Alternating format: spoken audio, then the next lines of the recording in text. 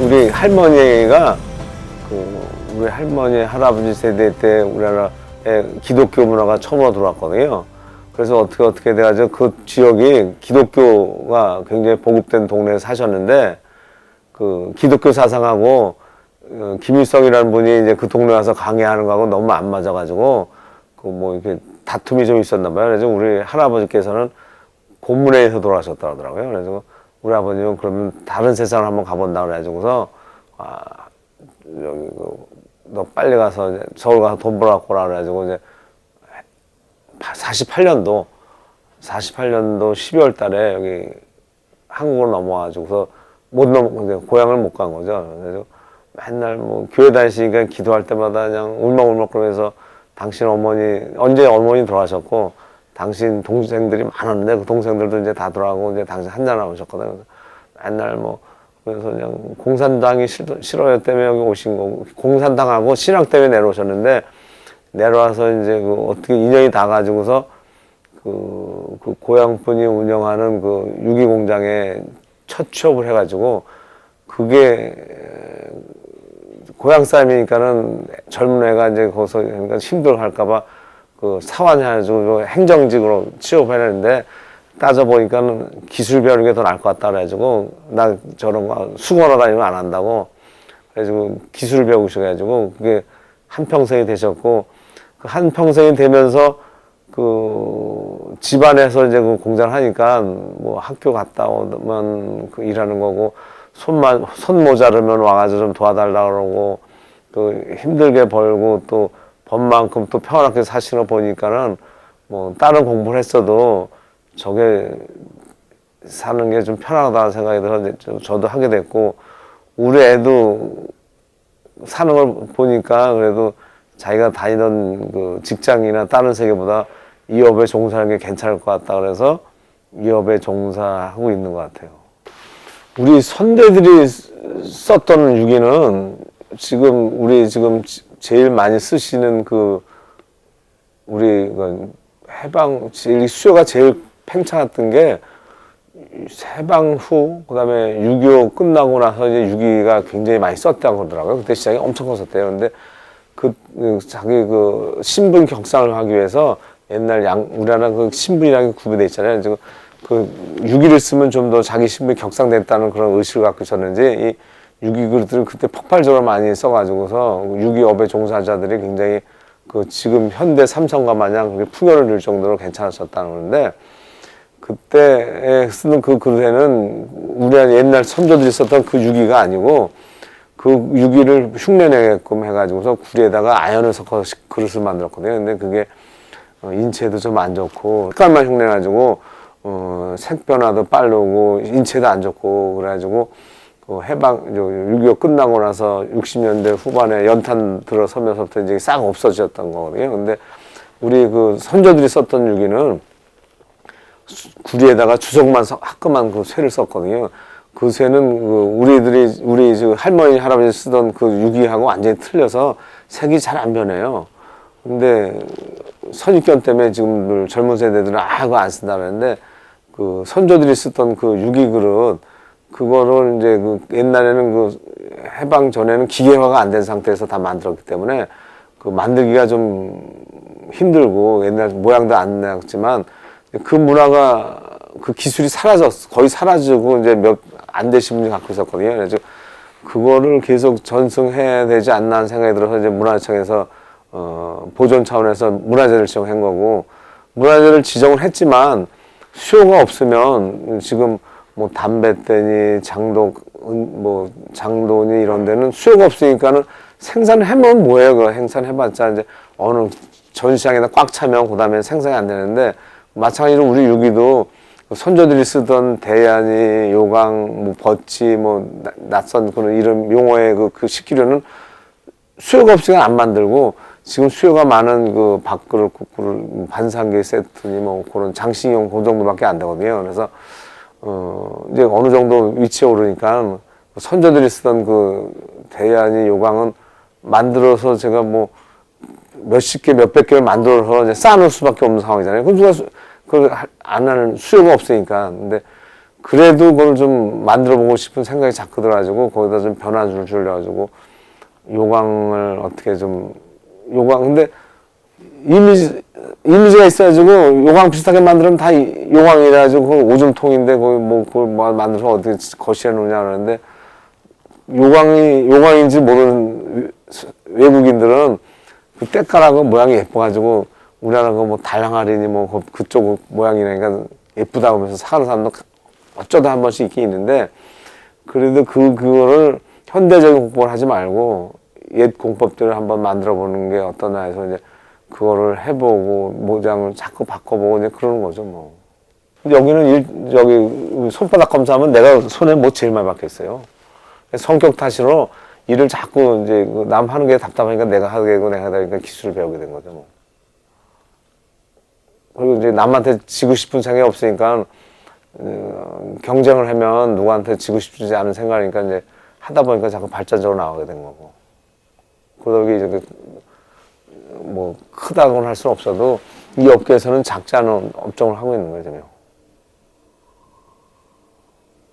종공장을 했으면 아마 성종사랑 크게 한번 붙었을 텐데 그 길은 우리 아버님이 그 길을 안 가지고 종을 안 만들어줘서 내가 우리 업종하고는 경쟁을 굉장히 많이 했어요. 젊었을 적에. 근데 지금은 뭐 안 하는데 젊을 때 왜 그랬나 물어서 너 100원 받으면 나 90원에 해줄 테니 그래서 굉장히 치열하게들 했거든.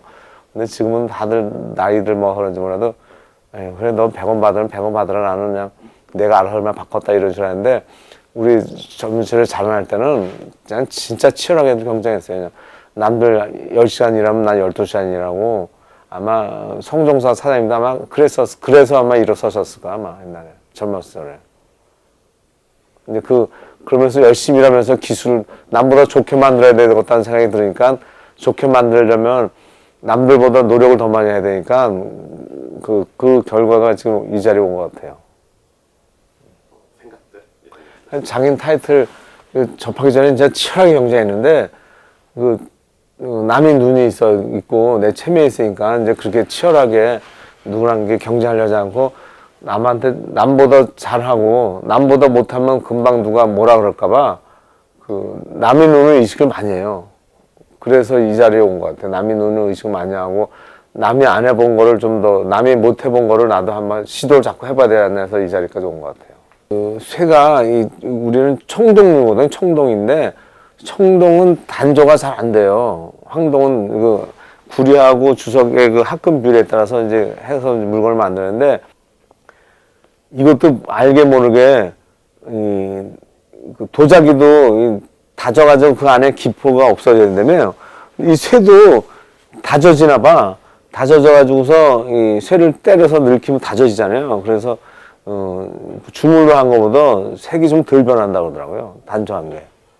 그리고 요새 쓰시는 분들은 이게 묵직한 거 하면 좋아해요. 쇠. 근데 옛날 방자유기 노쇠 전문적으로 만든 사람들은 가볍게 만든 거를 큰 기술로 쳤거든요. 근데 주물로는 가볍게 못 만들어요. 그랬더니 가볍게 만들 수 있는 그 기술이 방사쇠의 적이죠. 매력이죠. 단조를 하니까 이제 뭐 1mm 미만으로 때려서 늙힐 수 있는데 주물로는 얇게 못 만들어요. 얇게 만들지만 강도가 좀 세가지고 뭐 도자기나 뭐 스테인레스보다 내던져도 덜 깨지고 안 찌그러져요 다.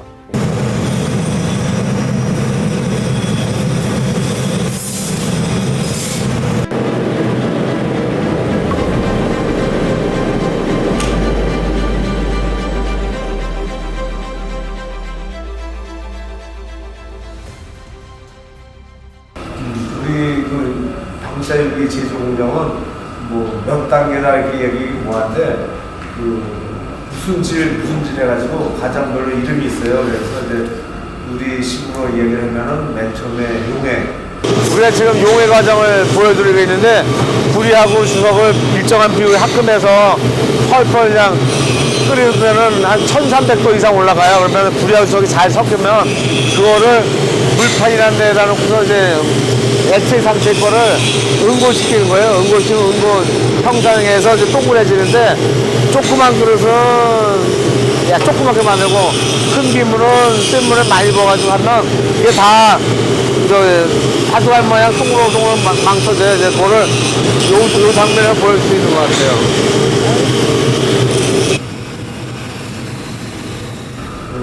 그러면 그 용해한 걸 갖고서 앞에 석탕에다가 달궈가지고서 이제 망치로 때려서 늙히는 방법을 내품질.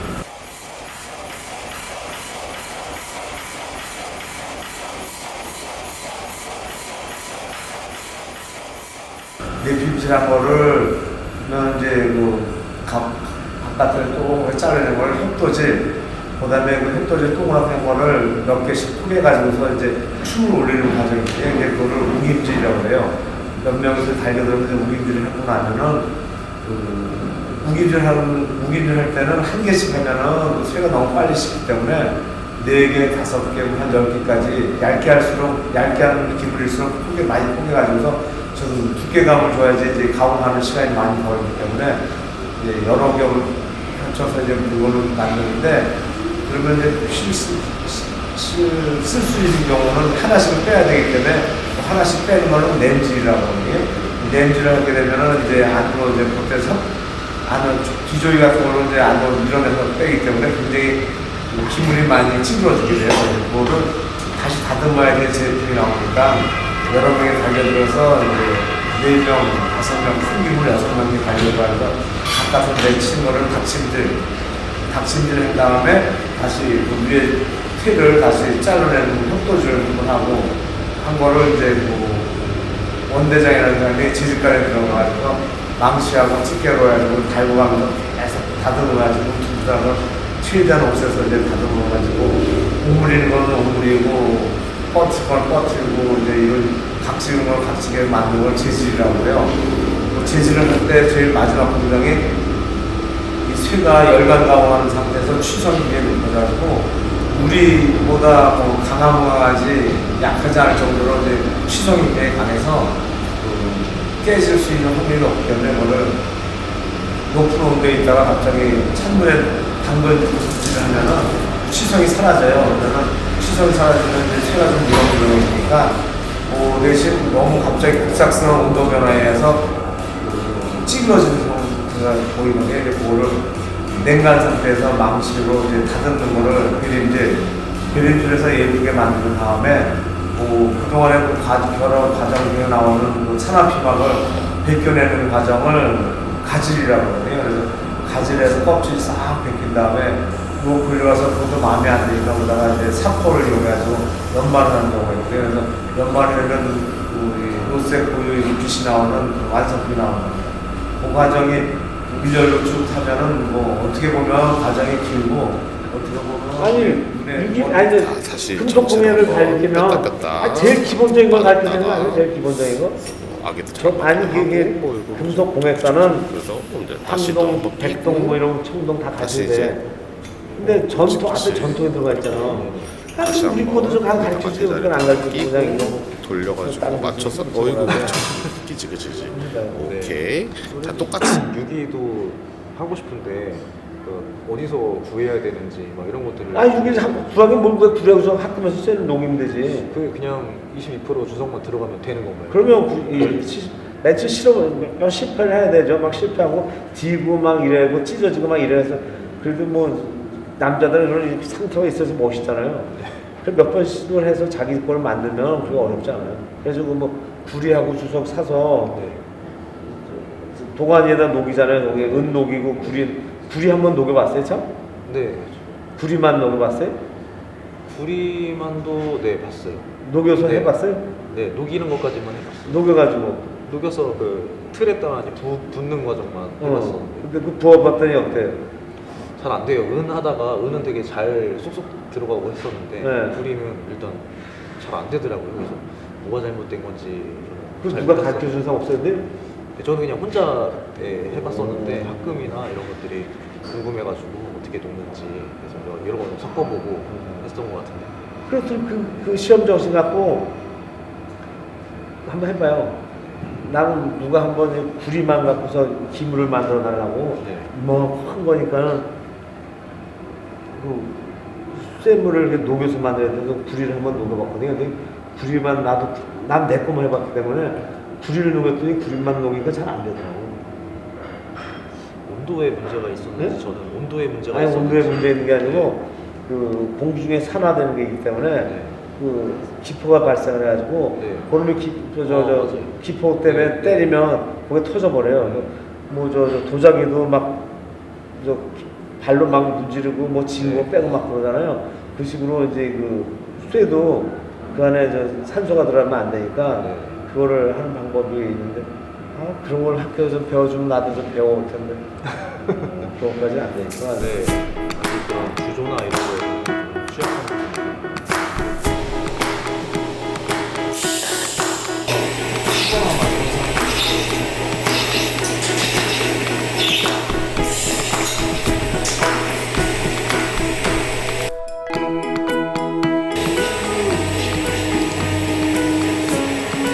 되지 하는 걱정 반이었던 것 같은데 두 번째 갔을 때도 사실 뭐 비슷하긴 했어요. 비슷하긴 했는데 좀 재미있는 걸 그때 하나 발견했었는데 이제 선생님이 뭐 중간 과정에서 뭔가 문제가 생겨서 혹은 사이즈라든지 그런 것 때문에 못 쓰는 물건처럼 이렇게 쌓아두는 유기들이 있더라고요. 선생님 그 관점에서는 기준에서는 이제 뭐 실패한 거다, 못 쓴다라고 하시는데 또 저는 그게 또 멋있게 보이더라고요. 그래서 물론 걔네들이 이제 다시 녹여서 유기로 재사용을 한다고 하시는데 그 재사용 녹이는 게 저는 너무 아깝다라는 생각이 들더라고요. 그래서 그런 물건들을 가져다가 좀 새로운 쓰임이 있는 물건으로 다시 한번 제가 만들어 보면 어떨까라는 생각이 제일 많이 들었던 것 같습니다. 우선 유기를 재료적으로 조금 제가 생소한 재료여서 이해하는데 일단 시간이 좀 필요했거든요. 근데 가장 처음에는 난해해서 한 번도 이제 사용을 해보지 않았던 소재니까 좀 난해해서 어떻게 접근을 할까 생각을 했었는데 일단은 유기도 그래도 금속이잖아요. 근데 금속은 또 제가 많이 다뤄봤던 소재이고 또 잘 다룰 수 있다고 생각을 해서 일단은 가장 보편성이라고 생각하는 유기도 결국엔 금속이다라는 생각으로 접근을 했고 그 안에서 이제 다른 금속과 비교하면서 특징들을 좀 찾아냈던 것 같아요. 일단은 제가 주로 많이 사용하는 황동이나 철보다는 수분에 강한 것 같아요. 선생님은 수분에 되게 약하다, 취약하다 하시는데 황동이나 철에 비하면은 녹도 좀 덜 쓰는 것 같고 관리가 좀 더 수월하지 않나 그런 생각이 들었고 또 물론 무적인 스테인레스가 있긴 한데 스테인레스에 비해서는 스테인레스가 가지지 못한 좀 따뜻함이라든지 그런 게 좀 마음에 들어서 그런 성질들을 이용해서 뭔가 아이템을 만들어 봐야겠다 생각이 들었고 일단은 기존에 있는 형태와 마감 그리고 질감 이런 것들이 저는 굉장히 매력적으로 다가왔어서 그런 부분들을 그대로 살리면서 쓰임을 아예 다른 방식으로 접근을 해보는 게 어떨까 이런 아이디어를 가지고 작업을 시작하게 됐습니다. 색감인 것 같아요. 일단은 첫 번째로 색감에서 그런 흔히 뭐 쇠색이라고 하죠. 그런 색깔들보다 황동을 제가 좋아하는 이유도 그 노란빛에서 오는 따뜻함이거든요. 근데 황동이랑 유기를 또 비교해도 유기가 가지고 있는 또 깊은 색깔이 있더라고요. 그 부분이 정말 마음에 들었던 부분이었어요. 저는 단조를 사실 많이 작업을 하지 않아요. 단조를 잘 하지 않고 단조를 잘 안 쓰는 이유 중에 몇 가지가 있는데 일단은 어렵습니다. 시간이 오래 걸리고 일률적으로 생산하기가 좀 어렵다라는 그런 부분도 있고요. 그래서 선생님이 만드신 물건들 보면은 사이즈가 다 달라요. 지름도 다르고 원의 형태도 다르고 그래서 이제 그걸 통일하는 데에서는 좀 애를 먹는데 또 제가 가지고 있는 다른 소재를 써서 그런 걸 맞출 수 있다면은 또 재미있는 물건이 나오지 않을까 싶은 생각에 이제 그런 방향으로 좀 작업을 하게 되었고 텍스처도 일단은 한 몫을 하는 것 같아요. 그 소재의 질감에서 그 망치가 수만 번 뭐 쳐서 나타나는 그런 질감도 굉장히 시각적으로는 되게 큰 매력이라고 생각이 들고요. 또 소리가 좋더라고요. 단조로 작업을 했을 때 밀도가 쌓여서 그런지 그래서 뭐 종이라든지 이런 것들을 만들 때 되게 좋은 부분인 것 같다라는 생각이 들었고 또 강도가 강하죠. 네, 강도도 강해서 아예 다른 소재였다면은 엄두를 내지 못했을 것 같은 그런 아이템도 한번 시도를 해보려고 하고 있습니다. 주제랄 것까지는 사실 없는데 제가 그 학교 다닐 때 공예 이론 하시는 선생님께서 형태는 쓰임을 따른다 라는 말씀을 해주셨는데 저는 그 말이 되게 와닿았고 되게 멋있는 말이라고 생각을 했어요. 그래서 그런 방향으로 늘 작업을 해왔고 그런데 이번에는 조금 다릅니다. 방향이 어떻게 보면 방법도 되게 달라지고 어떤 물건이 만들어지기 위해서는 누가 어떻게 쓸 것인가 이런 목적성과 쓰임이 있어야 되는데 그 쓰임에 따라서 결국에 형태가 디자인이 되고 만들어지잖아요.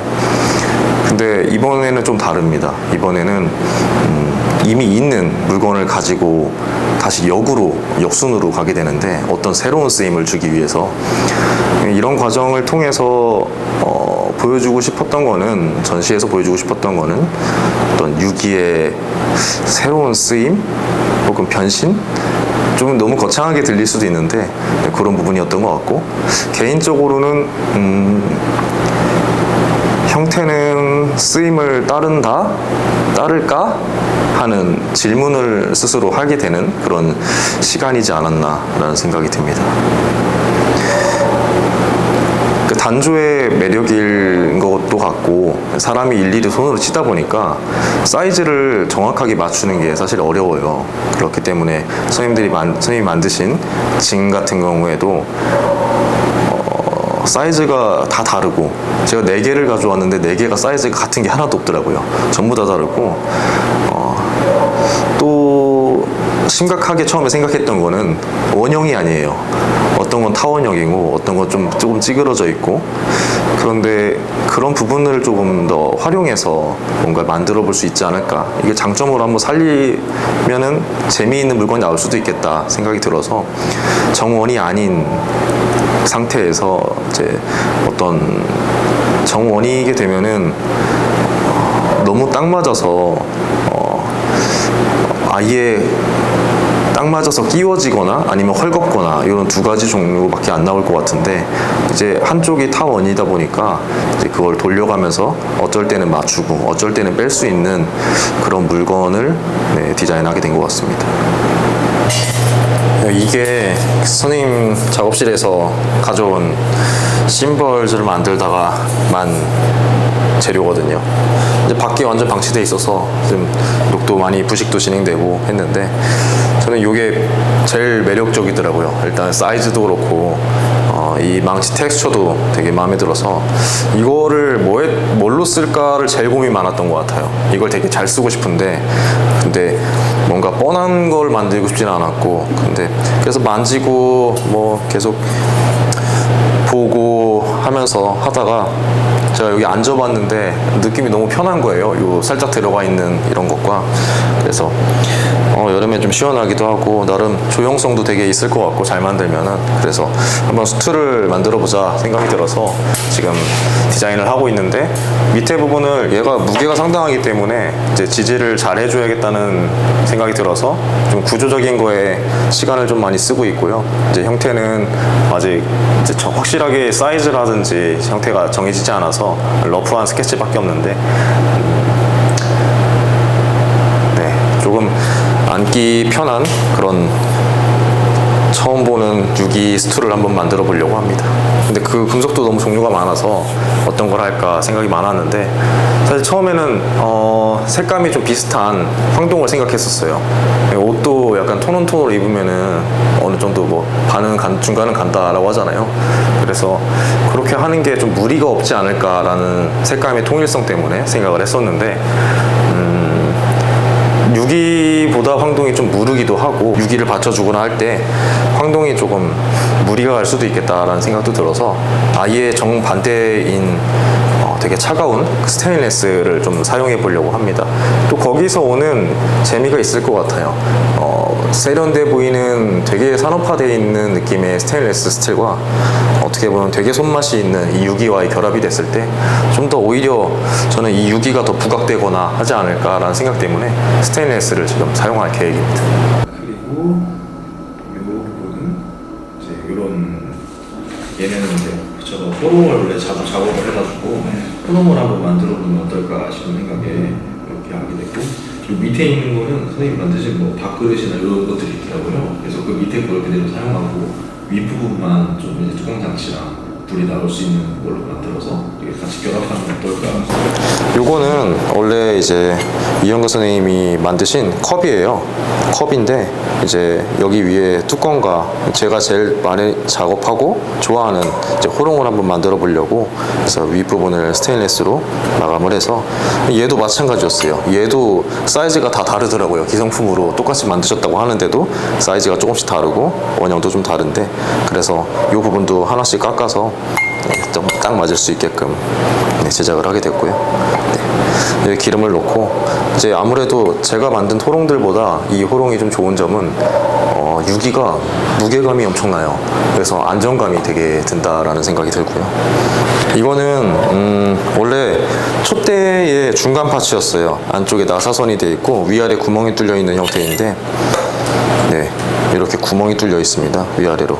그래서 얘네들이 중간중간 다리 역할을 해주는 그런 중간 파츠인데 저는 형태가 너무 재밌더라고요. 요즘에 이렇게 만들려고 해도 좀 어려울 것 같고 이런 형태를 본 적도 잘 없는 것 같아서 이 형태 재밌어서 뭔가 쓸만하겠다 해서 집어온 거였고 그래서 근데 위아래가 다 뚫려 있어서 쓰임이 너무 제한적이더라고요. 그래서 한쪽 면을 다시 이제 마감을 갈아낸 뒤에 이제 화병이라든지 뭐 디퓨저 혹은 뭐 누구는 저금통 같다고도 하는데 그렇게 해서 쓸 수 있는 이제 중간 다리 역할을 해주는 장치를 하나 만들어서 네, 열어서 사용을 할 수 있고 얘랑 분리해서 만약에 화병으로 쓴다면은 물을 버리거나 할 때에도 좀 용이한 그런 디자인으로 설계를 해서 제작했습니다. 이 물건이 가장 처음부터 생각하고 가장 처음으로 디자인하고 지금 마지막까지도 계속 고민이 많은 그 물건인데요. 이게 우선은 징입니다. 근데 일반 징보다는 좀 사이즈가 좀 작죠. 그래서 무속인들이 사용하는 징이라고 하는데 중간에 선생님이 형태랑 뭐가 좀 사이즈가 안 맞는다고 따로 빼두셨던 물건이에요. 근데 저는 요게 되게 재밌게 생겼다라는 생각이 들고 또 아까 말씀드린 것처럼 스테인리스만큼은 아니지만 황동이나 다른 철보다는 저는 물에 더 강하다고 생각이 들어서 뭔가 물과 관련된 그런 물건을 좀 만들어야겠다라는 생각이 들었거든요. 그래서 제가 만든 거는 1인용 차 테이블이라고 할까요? 뭐 그런 건데 이제 플레이트 하나를 더 덧대서 근데 요게 지금 원형이 아니다 보니까 정원이 아니라서 딱 맞는 구역이 있어요. 그래서 이렇게 돌리게 되면 이제 잠기는 형식으로 하고 이렇게 잠기는데 엄청 뭐 강하게 잠기는 건 아니지만 사용할 때 있어서 미끄러지거나 그렇진 않을 것 같고요. 그 부분에다가 스테인리스로 다시 차 거름망 같은 걸 하나 넣었는데 차를 마시다 보니까 그 찌꺼기라든지 이런 게 이제 버릴 때 좀 곤란할 때가 있었는데 이제 바로 버려도 되지만 한 곳에 모아서 버리게 되면은 물만 아래로 빠지고 안쪽에 차 찌꺼기가 들어가서 좀 더 버리기 편한 형태로 이제 만들게 되었습니다. 좌우를 남겨둔 것이 사실 원래는 큰 사이즈 징을 생각해서 2인용으로 사실 생각을 했었어요. 마주보고서는 사용할 수 있는 용으로 생각을 했던 거였는데 사이즈를 줄이면서 1인용이 되었고 이제 다기와 다관이 같이 올라갈 수 있다면 더 좋지 않을까 양쪽으로 해서 이제 걸음망을 가운데 두고 양쪽에가 좀 공간이 여유가 있는 형태로 디자인을 하게 됐습니다.